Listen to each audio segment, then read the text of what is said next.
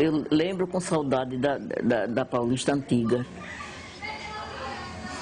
Hoje resta apenas a cidade paulista, terra das chaminés.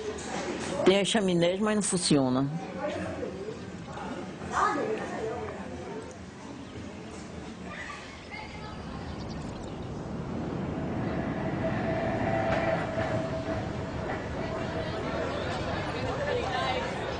E eu sinto saudade, sabe? Eu sinto só, eu sonho, mais das noites sonho trabalhando. Sonho era.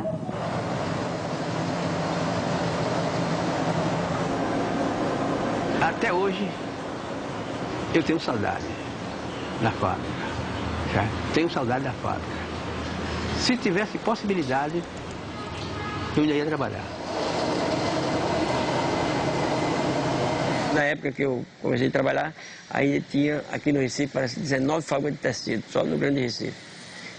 E hoje nós temos 4 ou 5 fábricas. Então a indústria têxtil aqui no Grande Recife, no Nordeste, realmente está falida.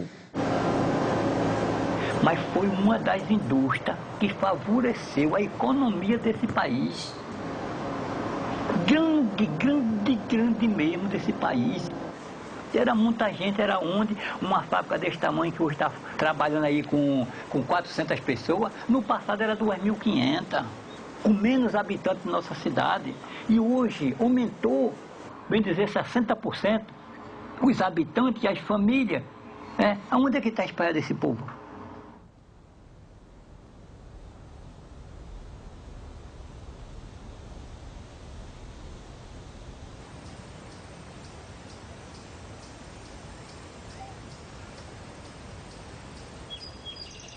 Poucas pessoas conhecem a história de Paulista e valorizam, né?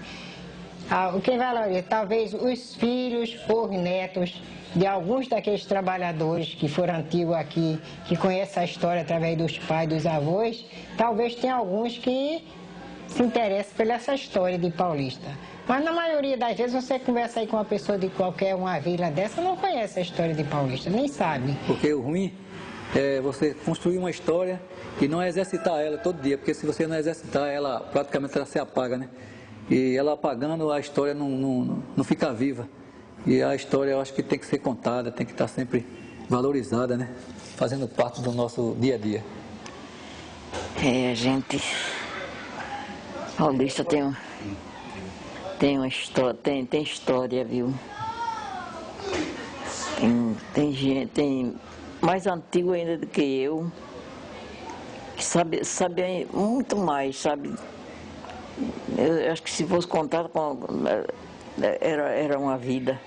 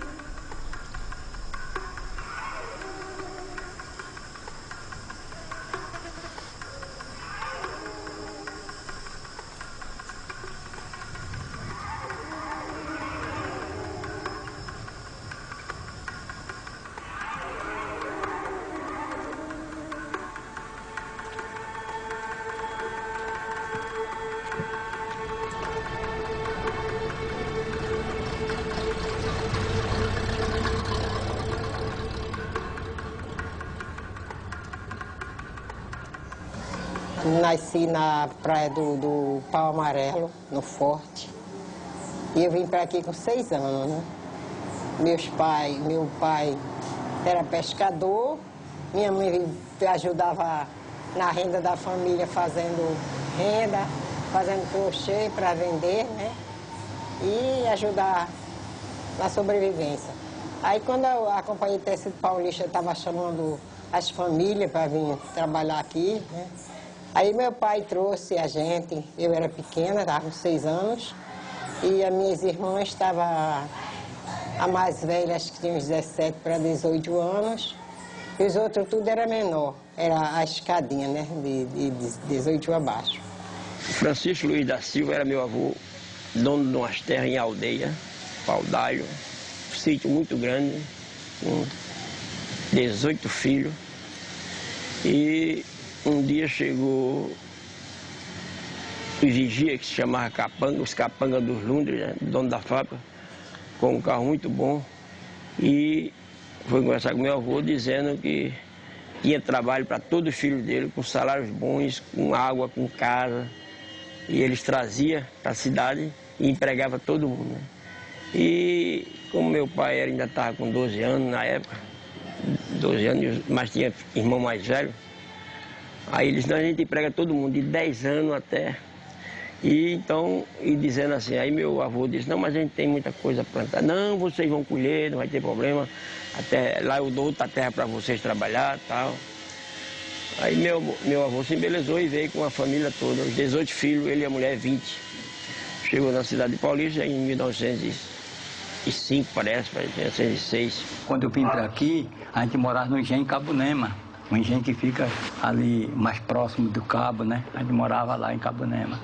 Aí eu vim para aqui, vim solteiro, vim aqui para a escada, ainda negociando, que aí a gente deixou essa vida foi ser uma palavra que a gente usa de mangaeiro, comprava mangai, banana, laranja, essas coisas, e nos animais enchia um caminhão e levava para vender em Afogado, vender em Tigipió, vender em Sucupira, vender em Jaboatão, né? Vender naquelas feiras do Recife, né? Vender por lá, e ali sobreviver daquilo ali.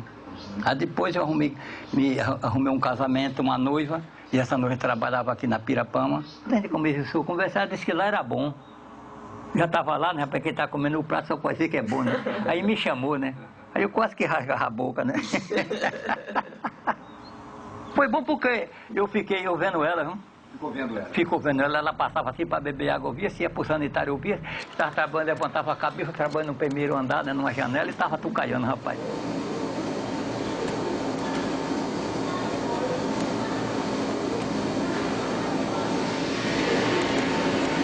Meu pai faleceu em dezembro de 45. Ficamos órfãos de pai e toda a família, éramos 14, decidiu vir para Paulista porque aqui existia muito trabalho. E depois de um dia todo de caminhada para lá e para cá, quando foi feito o registro de todas as pessoas que iam trabalhar na fábrica, nós saímos com os móveis, os poucos móveis que nós tínhamos, numa carroça até a rua Canoas, onde nós recebemos uma casa. E lá apareceram aqueles prestanistas, uns russos, que equiparam a casa da gente com todos os móveis que precisava.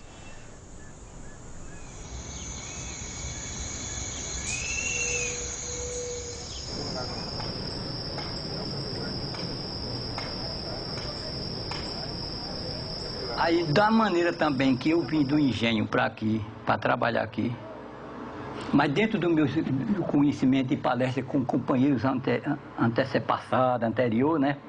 Muitos vieram do sertão, em Pau de Arara, a fábrica foi buscar trabalhador em caminhão naquele mundo. Veio tudo em Pau de Arara, daquele meio de mundo, morar em casinha pequena, que não tinha essa vida por aqui ainda, depois foi que construiu. Assim eles contavam, a gente se junta assim, eles contam essas histórias antepassadas, casinha de caixão por ali, e eles vieram e não pensava nem, ia depois que tirava registro, documento, aquela coisa, que vinha sem nada do sertão, daquele meio de mundo por aí. Então foi muito aproveitado esse povo. Não saiu diretamente fugido, mas já a gente saía escondido, né? Que saía assim de noite, que devia no barracão. Se ele soubesse que a pessoa ia embora, tomava alguma coisa que tinha, né? Aí a gente saía escondido porque ficava o calote ficava atrás. Mas todo mundo que trabalha assim em engenho deve ir em barracão. Porque o que trabalha durante o dia fica no barracão.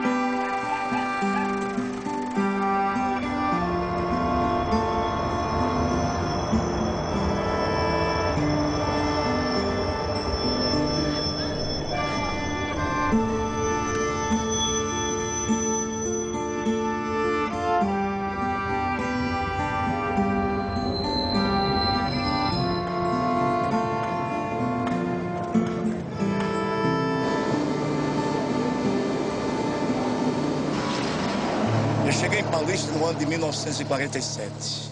Foi a minha chegada aqui. Moleque com idade de 13 para 14 anos.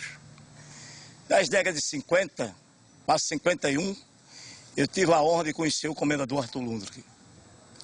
E fui levado por um funcionário da Casa Grande a mostrar a minha pessoa a ele. E ao eu chegar na Casa Grande, saiu aquele homem alvo, todo de branco, e fez uma pergunta de onde eu tinha vindo. Eu respondi a ele que tinha vindo de Condado, Goianinhas. Ele disse, até brincando, que Goiânia era a terra que comia sapo com banana. E perguntou, me vira a mão. Eu mostrei as minhas mãos, cheias de calo do cabo da enxada, braços retalhados da palha da cana. E meu sonho era trabalhar numa mecânica de automóveis. Porque Paulista tinha muito carro, tinha uma mecânica muito forte. Aí ele olhou para mim e disse, esse menino dá um bom cozinheiro.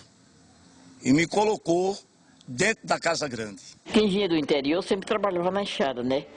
Eu trabalhava na cana. E quase todos tinham tinha as mãos calejadas. E a gente não tinha, não.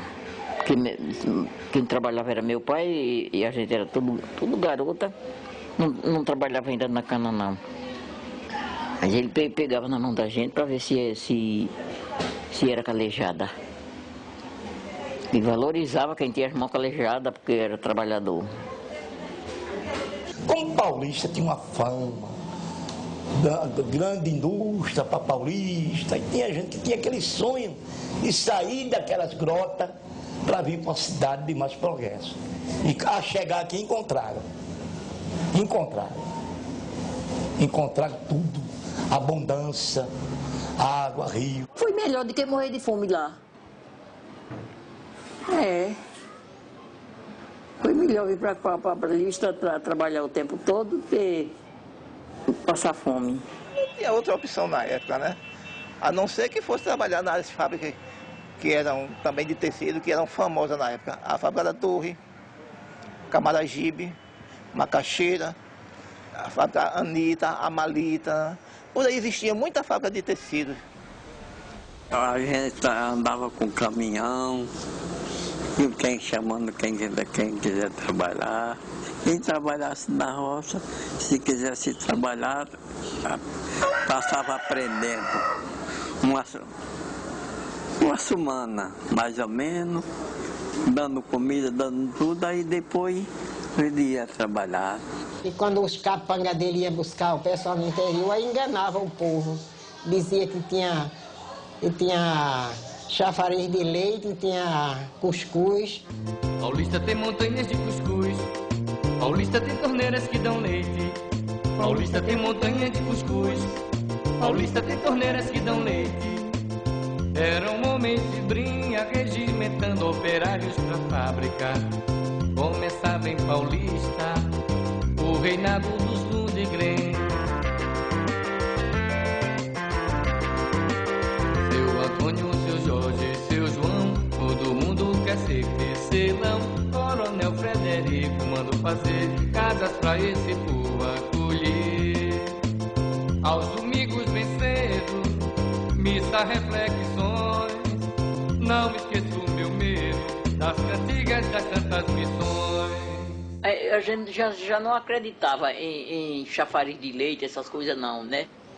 Que o chafariz que a gente tinha de leite era o peito da cabra. E era morar tudo dentro, um em cima do outro, mais de 50 famílias, tudo dentro daquele casarão. E quando ia para as casas, ele botava de novo. Pegava 3, 4 famílias e juntava tudo, tinha que morar dentro de uma casa só. 3, 4 famílias, né?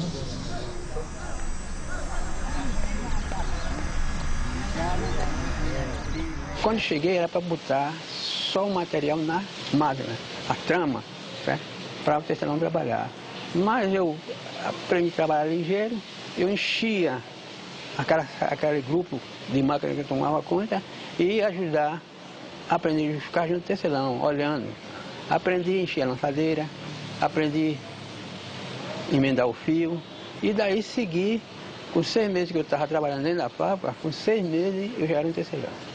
Ele mandava a gente botar o cara para trabalhar e passar um dia aqui junto dele, somente. Bom, de noite, ele chama no escritório e dizia como é, o rapaz serve ou não serve. Se a gente disser sim, aqui ele está seguro. Se disser não, não adianta pelejar, porque... E daí, o que é que ele fazia? Empregava todo mundo. Se a pessoa era o coronel Frederico, se aquela pessoa não tivesse conhecimento como saber ler e escrever, ele dizia, o senhor sabe pegar no carimbo para carimbar? Sei, sim, senhor, então o senhor vai ser gerente de tal canto. Pega o carimbo e está resolvido. Então, acaba ia sumir e tomava conta e dava conta do recado. Aqui, os que tinha dentro de casa, digamos, eu tenho 3 filhos, rapaz, isso aí tudo ia para a fábrica trabalhar. Aquele salário pequeno, mas vivia tudo assim. E ela não era muito exigente com esse negócio de problema de saúde, de documento. Você tendo um registrozinho, pronto, estava empregado, estava trabalhando. O aleijado, que fosse das 2 pernas e as mãos boas, ele tinha o seu salário. Porque o coronel Frederico mandava fazer um carrinho montado na rolimã, e ele ia para dentro da fábrica pegar aqueles apiolhos de algodão. Mas tinha ocupação. Menino de 7, 8 anos, como eu acabei de dizer, era contínuo. Se o menino fosse desse tamanho e o livro fosse grande e pesado, carregava os 2.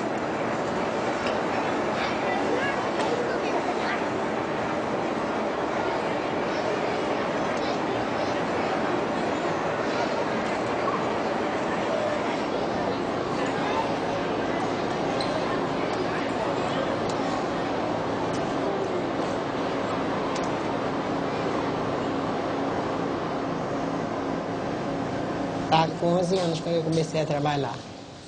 E fui trabalhar lá, pensando que ia trabalhar junto com a minha irmã, que era trabalhar na ordedeira, era muito bonito trabalhar na ordedeira, aqueles carrinhos correndo. Aí me botaram para trabalhar na espoladeira, né? E eu fiquei longe das meninas que brincavam comigo. E a saudade das bonecas, né? Das meninas e também porque eu não estava trabalhando perto da minha irmã. Aí eu chorava tanto quando eu ficava chorando, né? Aí o contramestre chegava e dizia assim, cadê a chupeta? Você deixou a chupeta em casa, foi?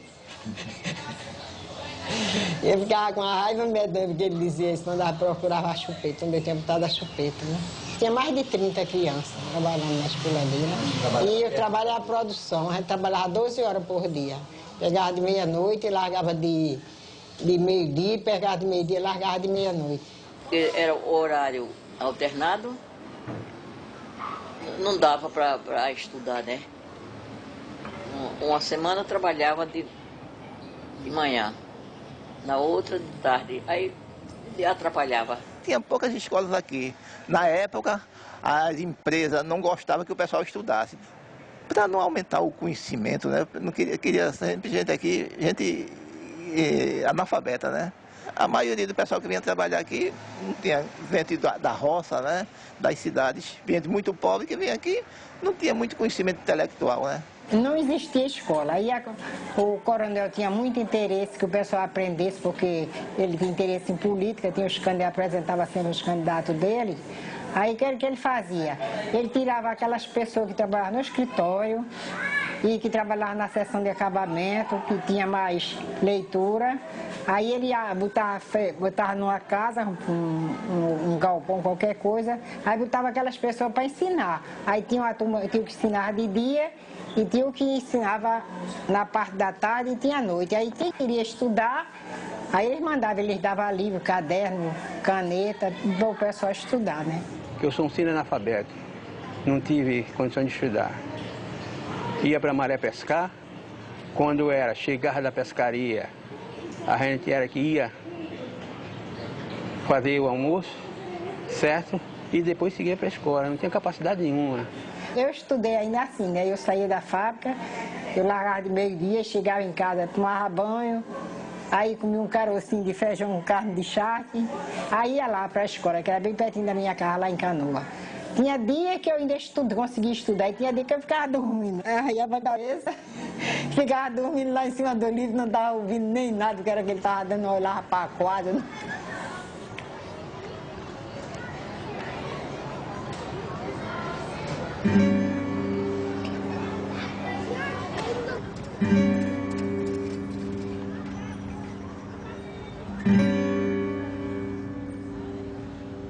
Se dizia na época que tinha 20 mil empregados, né?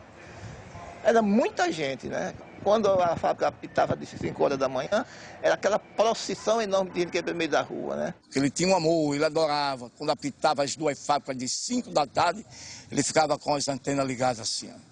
Aquele apito saudoso. Aí vinha de lá para cá o povo, vinha de lá para cá e se cruzava.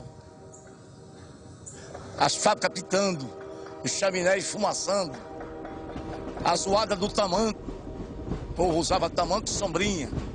Quando dava 1 hora, o trânsito interrompia. As duas fábricas de um lado e de outro. Tudo de tamanco, só se via a sombrinha de todas as cores, coloria quem descia para Recife. E as máquinas carregando.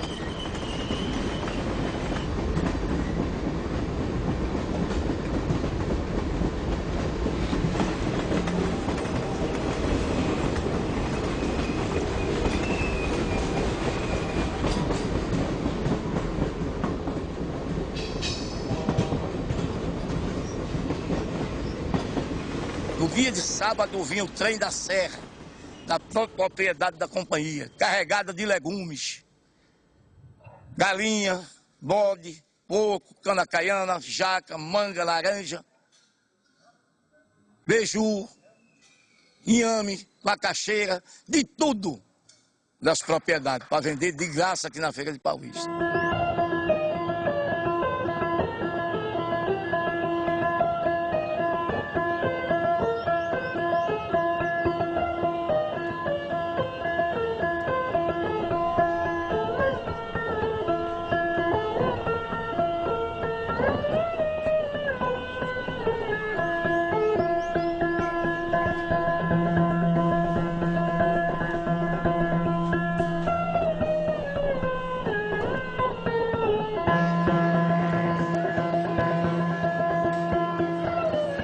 Como os donos pagavam um salário muito baixo, eles conseguiam dar pedaço de terra, todo operário que eles plantaram, eles abriam uma área lá.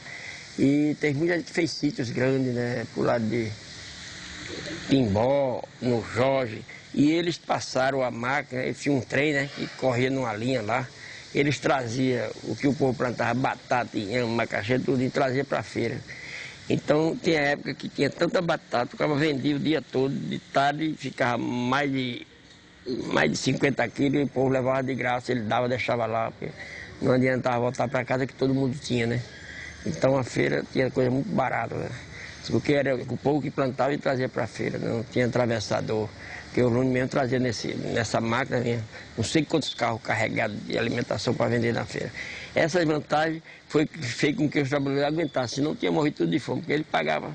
O que ele pagava não dava o suficiente. Aí depois ele fez o restaurante que era chamado de farinha seca, porque não tinha comer, só tinha o galpão, a gente ia comer farinha seca.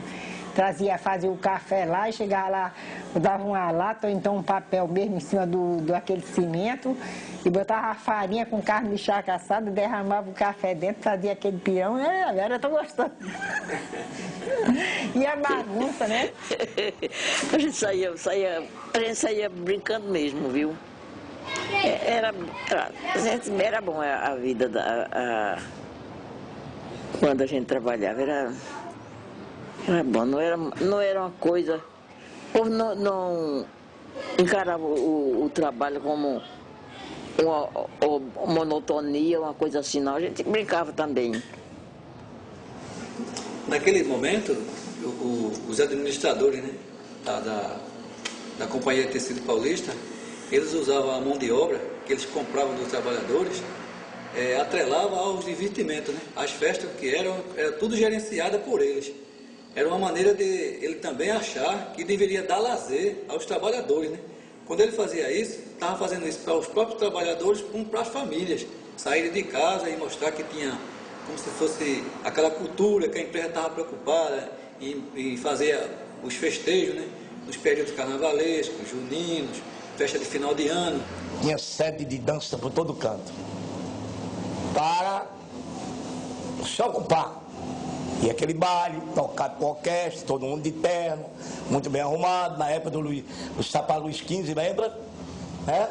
E dali dançando. Jogo de futebol, o Jardim do Coronel aberto no domingo, das 2 às 4 da tarde, de um portão lá de outro, muita criação de animais, bichos de toda qualidade, serviço de alto-falante, jardim para se sentar, para namorar, para conversar, e os coronéis ficavam no fundo da Casa Grande em pé, comando um charuto com a mão mesmo assim. O povo passava, cumprimentava, bom dia, boa tarde, coronel. Todo de branco, sapato branco, dali ele entrava, nós passávamos o cadeado, fechava e levava a chave para a Casa Grande. A tecelagem de seda algodão de Pernambuco ofereceu aos Fujões de 1941 o maior sucesso do carnaval pernambucano, o Passo do Caruá.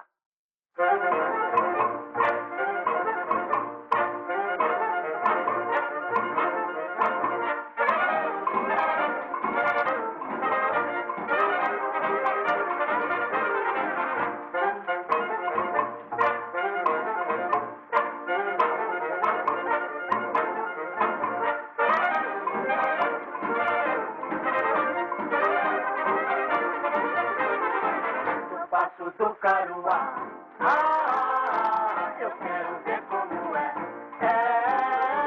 É muito fácil, menina, nada tem que enfrentar, pega na ponta do pé. Falam muito das festas de carnaval, né? Dos blocos carnavalescos também, era coisa que era fabulosa, até porque eles tinham o apoio dos donos da companhia, né? Eles tinham o apoio do coronel, ele apoiava muito as festas dos operários. Como ele gostava muito de participar das festas de carnavais, né? Disse que ele tinha uma morena aqui que era a predileta dele.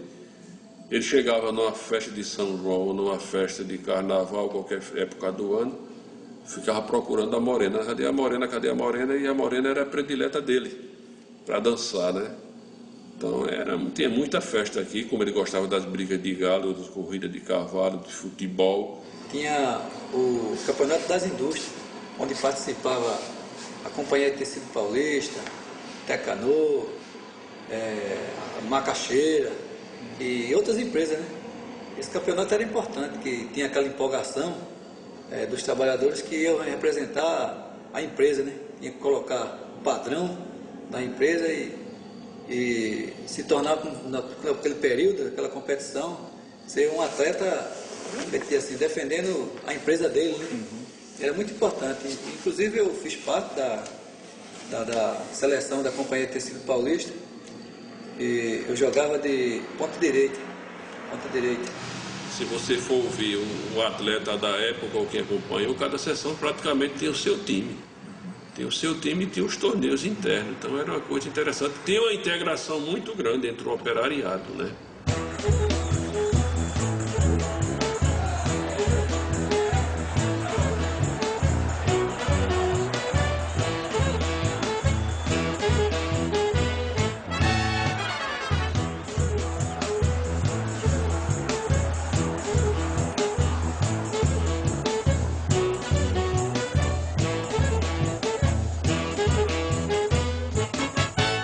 segundo um parente meu, que Deus que ponha ele em bom lugar, conviveu 70 anos na companhia, e quando seu Frederico morreu, o testamento ficou na mão dele, chamava-se João Melquides. Ele disse que o coronel Frederico tinha uma briga de galo, e o galo do coronel Frederico não perdia para ninguém, não. E veio um general com galo, pequeno, galo rançudo, e como eles botaram na renda, e o galo começou dando peiada no galo do coronel Frederico, e o coronel Frederico apostando que o galo dele não perdia. E quando cuidou na vida, o galo do coronel Frederico botou a cabeça por dentro das asas do outro galo e ficou não querendo mais brigar. Aí o galo do general deu um canto. Seu Frederico apanhou! E ele disse, oxe, escuta isso direitinho. Tá dizendo que meu galo apanhou? Manda acabar e mata todos os galos, que eu não quero mais um galo de jeito nenhum. Isso é a história que diz. Eu não cheguei a conhecer. Então a cidade tinha toda uma vida voltada para o interesse da companhia, que para aprender mais o pessoal, eu acredito que eles não investiam de graça, né? Eles investiam também no sentido de fazer com que as pessoas pensassem pouco, não tivessem tempo de pensar. Só pensava no trabalho, no lazer e no lazer de uma forma geral, incluindo festas, futebol, briga de galo, corrida de cavalo. Aí estava sempre com a mente ocupada, né? Não é diferente de hoje, eles pensam assim hoje também. Tem esse lado, mas esse lado como fosse assim, prendendo um pouco, né? O trabalhador, não mostrando o que ele podia superar. E sim, tudo era superado através do Lundgren. Até o divertimento, além do posto de trabalho na indústria, ele também se preocupava em fazer isso, também atrelando isso daí, como se fosse até um governante, né? No momento, ele estava governando os trabalhadores e os familiares no geral. O coronel Arthur foi prefeito de Olinda e teve grandes prêmios esse comendador, foi dado pela hierarquia militar. A Escola Superior de Guerra foi que comendou ele como comendador Arthur Lundgren. É, porque a cidade tinha um dono só, os coronéis. Basta dizer a você que na cidade não existia uma igreja protestante, uma igreja evangélica. Os evangélicos eram lá em Abreu Lima, porque em Paulista só predominava a igreja católica. Porque não existia outras igrejas aqui a não ser a católica, né? E aqui os padres tinham o maior aparato dos coronéis, né, Isabel? Tinha tudo, tinha a feira, até os panos de lavar a mão, tinha salário dos coronéis, né? Era casa, né? Água, luz. A gente chegava na casa do padre e tinha até os pratos. Tinha o emblema, né? Marca-olho, né? A gente comia, bebia, dormia nas coisas da Companhia Tecido Paulista. Tudo propriedade. Tudo. Aqui não tinha outra coisa que não fosse Lundgren.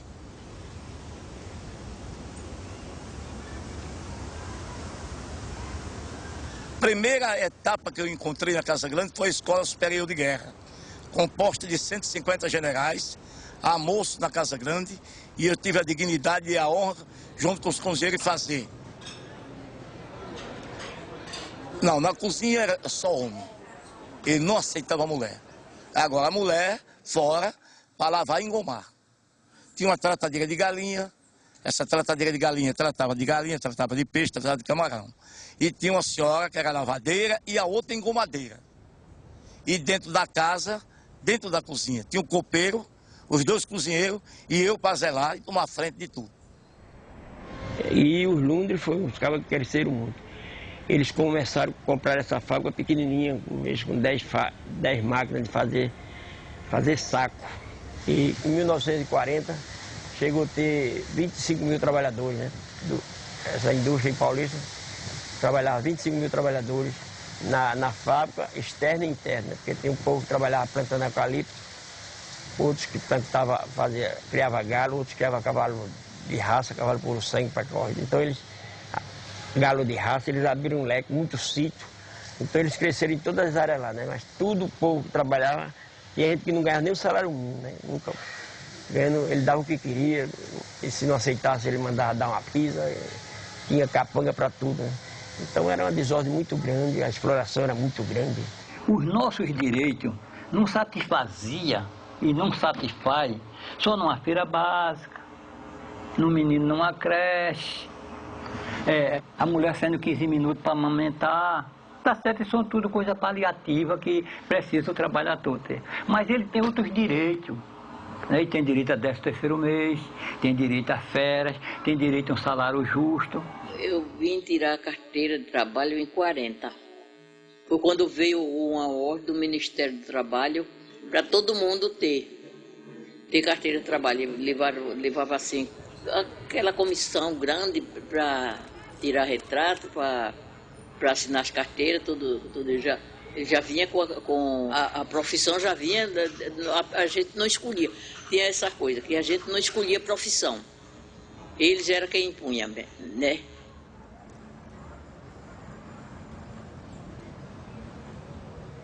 Eu era empregado doméstico da Casa Grande.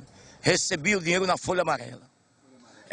Era um sinal, ia pegar o dinheiro e botar no bolso. Não tinha carteira assinada, não tinha ninguém da Casa Grande. Era tudo clandestino, como chama o nome hoje, né? Até 40, ninguém falava em sindicato. Quem falava em sindicato saía. Depois liberaram. Teve aqui um cara que queria organizar o sindicato, os operários, né? Chamava ele Roberto do Diabo. Esse Roberto do Diabo parece que levou o fim.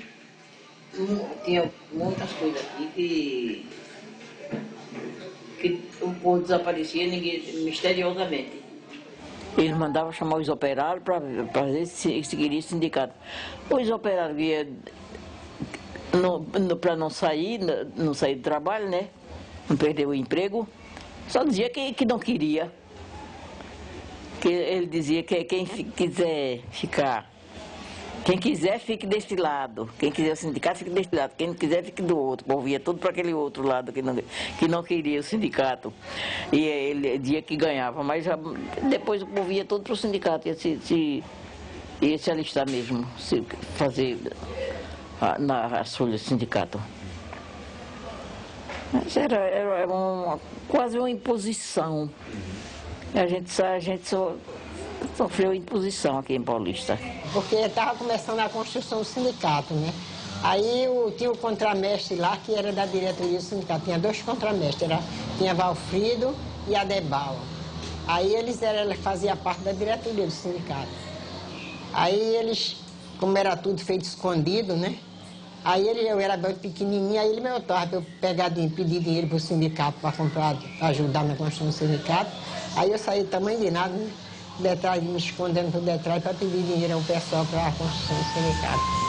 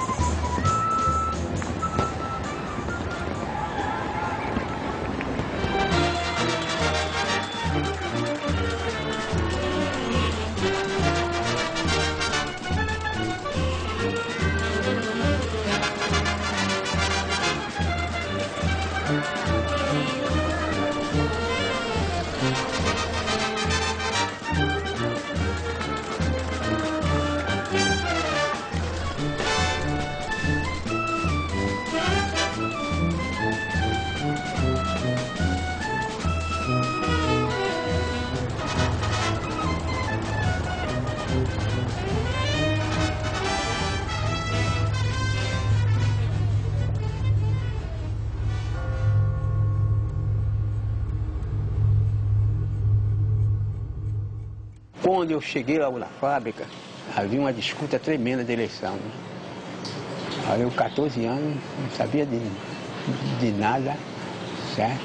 Foi quando eu tive contato com a companheira, Júlia Santiago.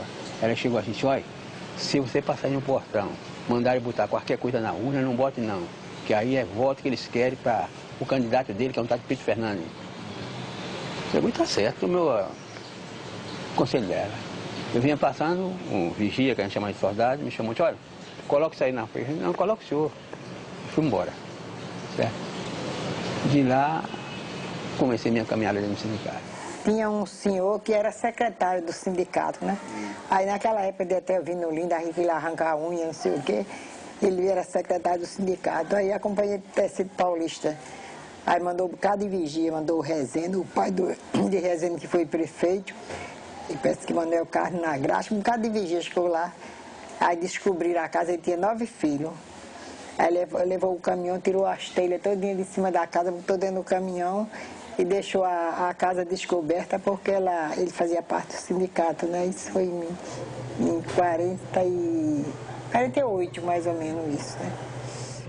Fui chamado várias vezes pelo gerente, chamado Melo, e ele dizia assim, não me chamava pelo nome, me chamava pelo nome de guerra, que todo mundo, todos os companheiros na fábrica têm nome de guerra. Meu nome de guerra era Castanha. Castanha, eu vou te dar a mão. Deixa teus companheiros de lado e vem para o nosso lado, porque tu precisa melhorar a situação da tua família. Eu dizia a ele, olha, se você tiver me dar um pão, vamos dividir com meus companheiros. Mas meus companheiros não deixam. Aí tinha o gerente, tinha os contramestres, né, que suspendia. Se você fizesse uma coisa errada, até mesmo quando se quebrava uma peça na máquina, que a gente não tinha nem culpa com aquilo, a gente era suspensa. Aí o cara vinha, quebrou essa peça aqui, aí suspendia a gente um dia, 2 dias, 3 dias, porque tinha se quebrado uma peça da máquina, aí a gente era suspensa que a máquina quebrou. Nós temos vários fatos dentro da Pirapama assim. Na fiação também. Na fiação foi suspensa uma mulher porque estava chupando uma laranja. E as outras companheiras todinho pararam as máquinas, cruzaram os braços e disseram, a gente só roda as máquinas quando tirar a suspensão de fulana e ela voltar a trabalhar. A gente botava na justiça, mas ganhava mesmo tudo. Não sei mesmo, porque os advogados da companhia pediam todas pra gente, pros operários. Porque as causas não eram tudo justo, o operário só ia lá, não ia lá por causa de brincadeira. Ia por causa que foi injustiçado e conforme a lei trabalhista, a gente tinha direito. Que eles eram dizer que eu era comunista, porque eu lutei para a gente conquistar o valor, que todo pano tinha um valor, que a gente trabalhava por letra. Sem pancada, caiu uma letra no relógio, marcava. Quando aquela letra ninguém sabia o valor dela, mas a gente fizemos uma briga e a gente conseguiu na justiça todo o pano, que toda letra tem seu valor.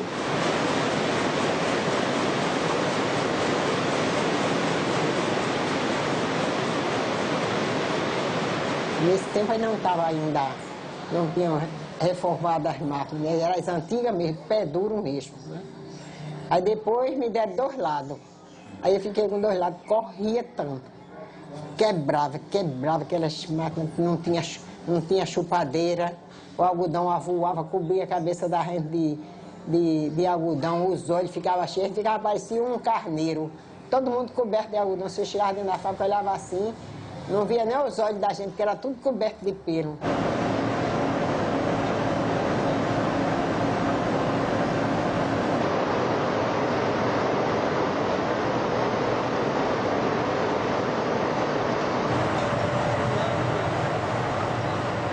Me lembro das eleições de Miguel Arraes, 63, né?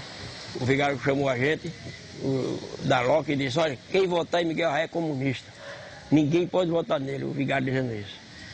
Aí eu digo, não, mas ele é um cabra bom, ele vem para ajudar os trabalhadores, ele está ajudando o povo do campo, ele tem uma ajuda na prefeitura do Recife, ele fez um bom trabalho e tal. Aí o pai disse, mas não é para votar nele porque ele é comunista. Então, os comunistas de Paulista eram clandestinos, né? Então, tinha uns caras muito bons que eu conheci. E a Arraes teve 75% dos votos na primeira eleição, né? Então, eu fui conversar com o pai e disse, olha, Paulista tem 75% de comunista, o padre da retorno comigo. Se eu disse que quem votasse era comunista, então tá bom.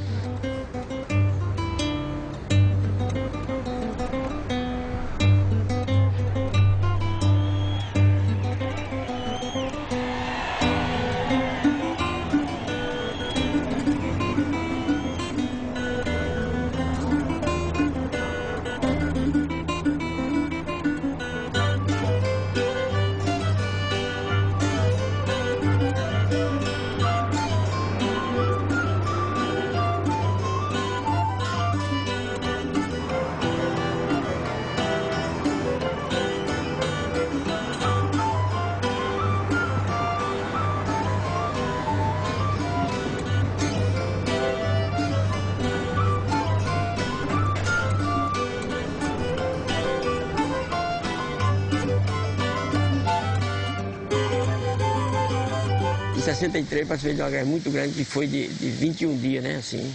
A gente fez piquete, a gente levava comida para o povo. Eu estava novo na fábrica. Né? Fazia uns 15 dias já que estava de greve e o povo estava passando fome. Aí saiu a turma de gente pedindo na feira, pedindo ajuda para o pessoal que estava passando necessidade. Aí tinha o pai de Marconde Gonçalves, né?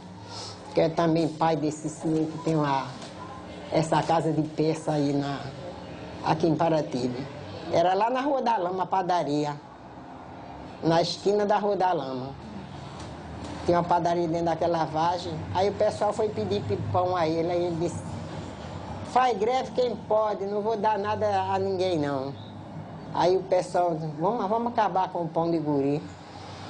Aí quando chegava nos bancos, tinha aqueles banquinhos de tábua, né, no portão da fábrica, e tinha os pãozeiros que vendiam com um balaio de pão na cabeça. Aí o pessoal fazia, é de guri, aí não compra não. Aí o pessoal terminava fechando a padaria de guri. Quebrou mesmo, porque o pessoal deixaram de comprar o pão dele. A gente fizemos greve, aguentamos o repuxo. Teve hora que cacete comia no centro a gente enfrentava, certo? Mas a gente não se dobrava.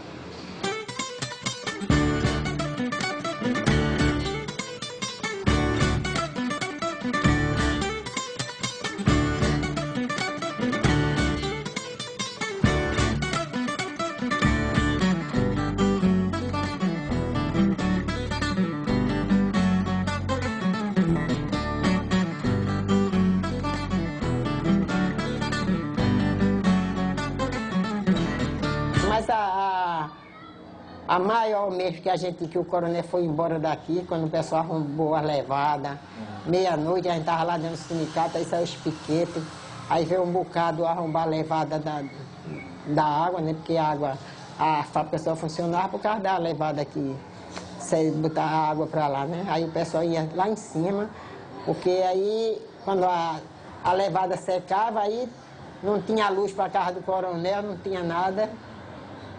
Aí foi que quando o coronel foi embora, porque ninguém não estava mais mandando aqui.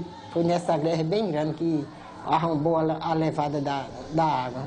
Cortaram a água da Casa Grande. A Casa Grande tinha um elevador. Ele não tem mais condições de subir porque não tem energia. Eu trouxe 2 panelões de água, porque pedi a água que era para mim. Que os operários não deixavam. Se fosse para a Casa Grande, não vinha. Liguei para minha família, para ele tomar um banho. Foi daí que esse paulista não está entregue mais a mim. E foi para Recife, e nessa ida não voltou mais. Quando houve a Revolução de 64, foi gozado. A gente ali não podia estar 2, 3 assim que chegava a patrulha do Exército. O que estão fazendo aqui? Porto Alegre, João Goulart fugiu para o Uruguai, seguido de Leonel Brizola e outros elementos do governo deposto. Assim sendo, declaro vaga a presidência da República.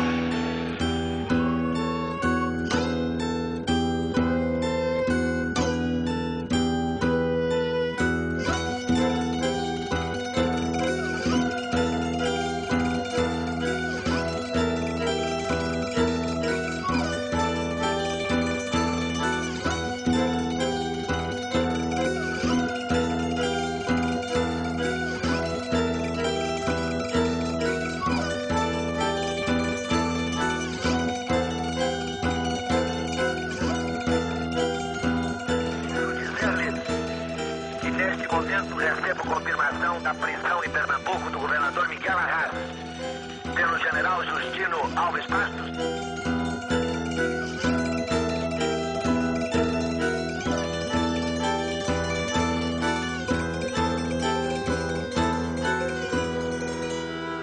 Na época da ditadura, né?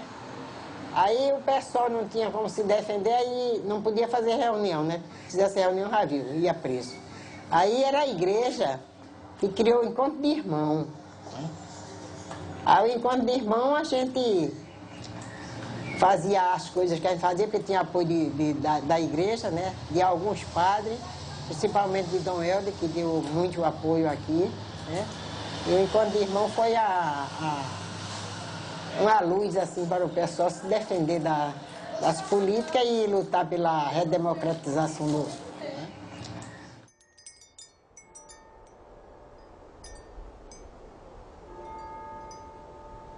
A gente começou a participar mais da igreja, assim, do encontro de irmão, do MTC, e a gente foi descobrindo o valor da gente como cristão, como trabalhador, né, que a gente não devia deixar de lado aquelas injustiças, lutar, né, e a nossa união lá era muito bonita.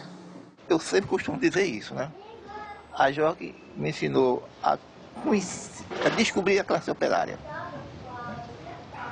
Saber que existia essa multidão de gente aí, sofrendo as consequências do sistema capitalista. Saber que... Descobri também que existia um movimento operário. Isso é outra coisa, né? Quer dizer, aquela multidão de pessoas que descobriram que o problema operário é grande e que podia se engajar para defender o interesse dos trabalhadores. Muitas vezes, alguns padres e até os donos da empresa não gostavam muito da JOC, né? Porque a JOC levantava problema. E nenhum patrão gosta que ninguém levante esse problema, né? Em relação ao trabalhador. E a JOC fazia isso, né? A voz do povo na época era a igreja. E Dom Helder era um dos que defendia o povo, que foi muito perseguido, né? Com muitos operários que foram perseguidos, Lula Barro, chegou a ser preso, João Francisco. Ficamos 7 dias presos e teve algumas torturas, mas a tortura que a gente aguentou porque Padre Romano, né, junto com o movimento, assim, foi a Dom Helder, né, e Dom Helder interviu em Roma interviu em Brasília. Então, no segundo dia de tortura, pararam as torturas. Era muito choque elétrico e umas pancadas na cabeça. Ele considerava o dedo, né? Uma pecinha de pau que ele tinha. Ele bate com o dedo na cabeça dele, né? Então, era com muita força. Mas foi rápido, foi 2 dias só. Parou as torturas, a gente ficou mais 5 dias preso, sem tortura, somente sendo humilhado. Quem vos fala é o vosso chefe supremo de direito e de fato, e que não abrirá mão dessa honrosa prerrogativa.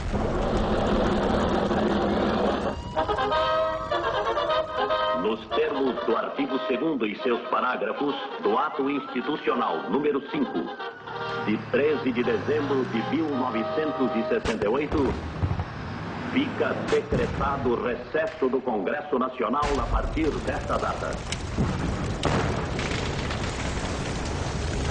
Depois de 64, começou o Fundo de Garantia, os Lundes começaram a chamar os trabalhadores que têm mais de 20 anos, 30 de casa, para fazer um acordo. Eles não aceitaram, aí pegaram 100 operários com mais de 50 anos, 60 anos de idade, botaram numa sala grande, em cima da engomadeira, que é uma seção quente, o salão muito quente, o horário todinho, passava de 7 às 5, sem fazer nada.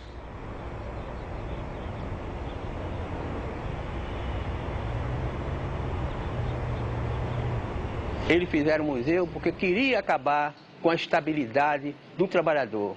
E quando o trabalhador, a gente se firmou, certo? Aí eu tive uma pequena atuação, mostrando aos companheiros que era a estabilidade da gente que estava em jogo. A gente que tinha liderança sindical, se fizesse o acordo, a gente era admitido. Incentivamos bastante os companheiros não aceitaram. Quando a gente se firmava, ele botava para o museu. Ele escreveu esse livro do operário que tinha mais de 10 anos de fábrica, ele botava operário novo porque ele fazia o que queria, né? Explorava com hora extra, tudo. E esse mais antigo que tem a estabilidade, nunca se sujeitava a fazer hora extra de um domingo. Então eles ainda demorou, né? A gente conseguiu ficar lá até Marcelo foi afastado, Margarida foi presa ainda lá, teve muitas lutas lá na Macaxeira contra os estáveis. Né? Foi na hora que a gente festejou a festa do museu. A gente não podia levar bebida, mas levamos guaraná, levamos bolo, levamos fruta, tudo ficou na hora lá. Um dos nossos companheiros que estava no museu, deu um discurso e a gente aplaudia. Na hora que ia passando o doutor Alberto, a gente gritava, viva doutor Alberto, batia palma aplaudindo a turma do museu. Chegou brabo no escritório dizendo, olha, aquele miserável além de estar ganhando meu dinheiro sem fazer nada, ainda estão fazendo festa. O que é aquilo? Chegou o Melo e disse, o gerente do ICAD disse, que festa é essa? Chegou e disse, não, é o aniversário do museu. Hoje está fazendo um ano que estamos aqui e a gente estamos festejando. A gente fez aniversário, né? E tiramos uma fotografia lá, fizemos um bolo lá dentro do museu. Aí levamos para a imprensa, aí chamou a atenção. Quando saiu da imprensa, eles acabaram com o museu logo em seguida, mas durou mais de um ano, né? Naquela crise grande de 82, na fábrica têxtil, onde foi feito todos os acordos absurdos, que os patrões diziam que não tinha dinheiro, e ela fez um acordo. Péssimo, ruim, mas foi forçada a fazer para não perder tudo, que todo mundo estava fazendo aqueles acordos. Eu não fiz acordo porque eu tinha uma estabilidade que era diretor sindical. Aí eu não fiz esse acordo, mas ela foi obrigada a fazer. E a graça que a gente, por esse acordo que eu não pude fazer, a gente ficou morando nesta casa. Senão eu tinha saído da casa e tinha perdido a casa. A gente conseguiu, o sindicato, com a luta junto com o povo, conseguiu que o patrão, que a Caixa Econômica, comprasse as casas da vila, né, e vendesse a gente. Então o patrão vendeu as casas à Caixa Econômica, a Caixa Econômica pagou a ele logo e a gente ficou pagando as prestaçõezinhas à Caixa Econômica. E esse dinheiro ia para Pirapama não fechar, para continuar dando de comer às famílias que realmente moravam nesta casa.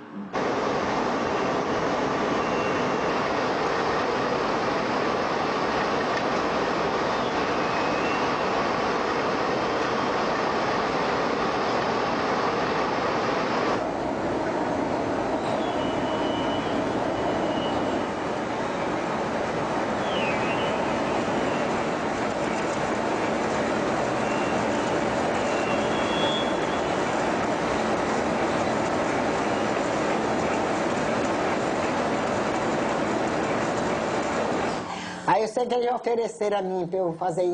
Você recebe sua indenização, você compra uma granja, vai criar galinha. Eu digo, eu nunca criei galinha e nem me interessa, porque o interesse é o meu tempo de serviço. Aí quando eles viram que eu não fazia de jeito nenhum, nem eu, nem o Norino, por causa de gente, aí botou a gente tudo indo para fora. Saiu uma turma bem grande, e acho que tanto saiu da Tecelagem também, saiu da Fábrica Aurora, acho que umas 400 a 500 pessoas, né? Mas o sindicato, na vida dos trabalhadores, foi uma coisa muito importante. Desde a sua fundação, o Sindicato de Fiação Intercelagem de Escada e Ribeirão, e todos os sindicatos de fiação intercelagem, pode ser da construção civil, de todas as categorias, todo sindicato teve um valor, um papel muito importante na vida dos trabalhadores, na organização dos trabalhadores. Através de nossa luta sindical, nós conseguimos, em 82, fundar a CUT, a Central Única dos Trabalhadores. Eu já disse para vocês de que sindicato não é esse prédio. Sindicato é cada um de vocês, não na máquina de vocês. Sindicato é cada um de vocês na rua. A liberdade é coisa tão bela e mais bonita é se eu praticar. A gente sabe que ela é da gente, quando os outros tomam, a gente vai buscar. A gente sabe que ela é da gente, quando os outros tomam, a gente vai buscar. A liberdade é coisa tão bela. Que quer a greve segunda-feira, meia-noite?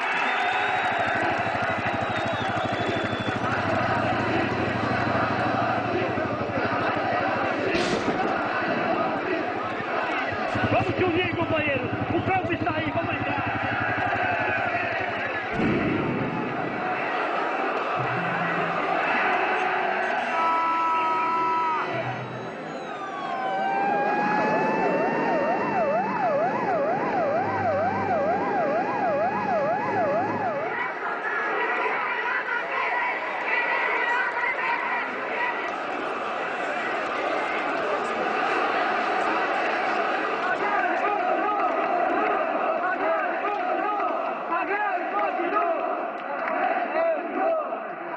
própria organização sindical, a perseguição que houve foi um fruto já de uma certa consciência que o operariado foi adquirindo no dia a dia, né? E aí houve a sua falência, a decadência do setor em Paulista, onde eles foram os primeiros a fechar as portas, mas o povo permaneceu vivo, hoje aí lutando pelo resgate da sua história.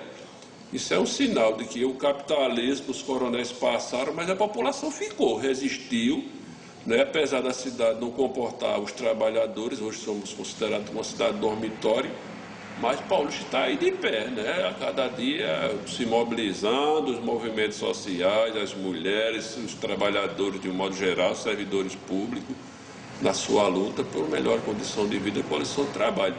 Então é sinal de que a coisa ela vem, mas ela não fica para sempre, ela muda, né? E muda para melhor, é isso.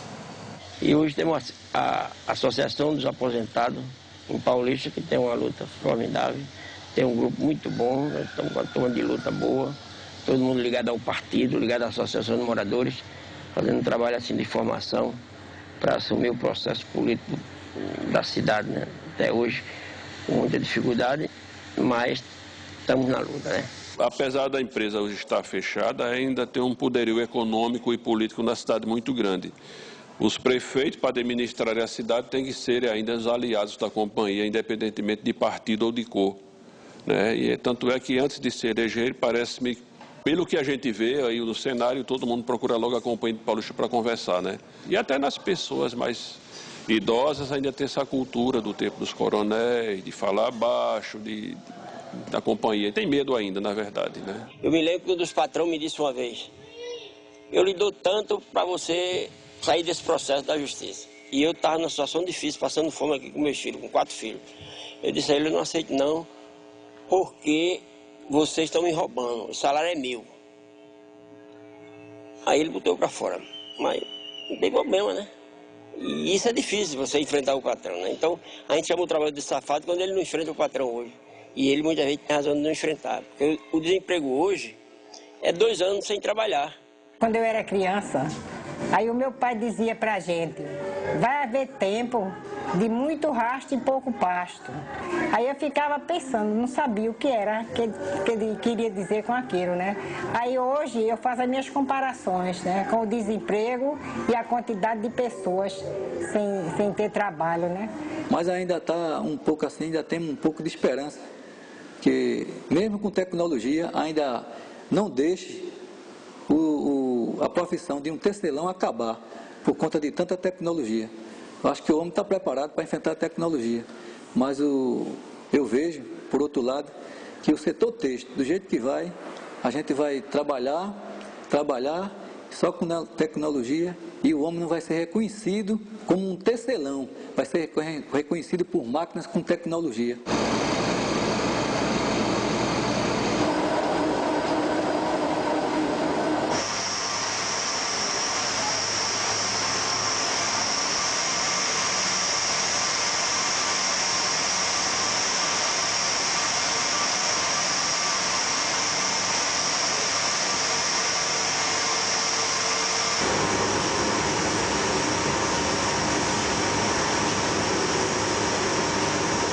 Porque sem trabalhador o mundo não existe.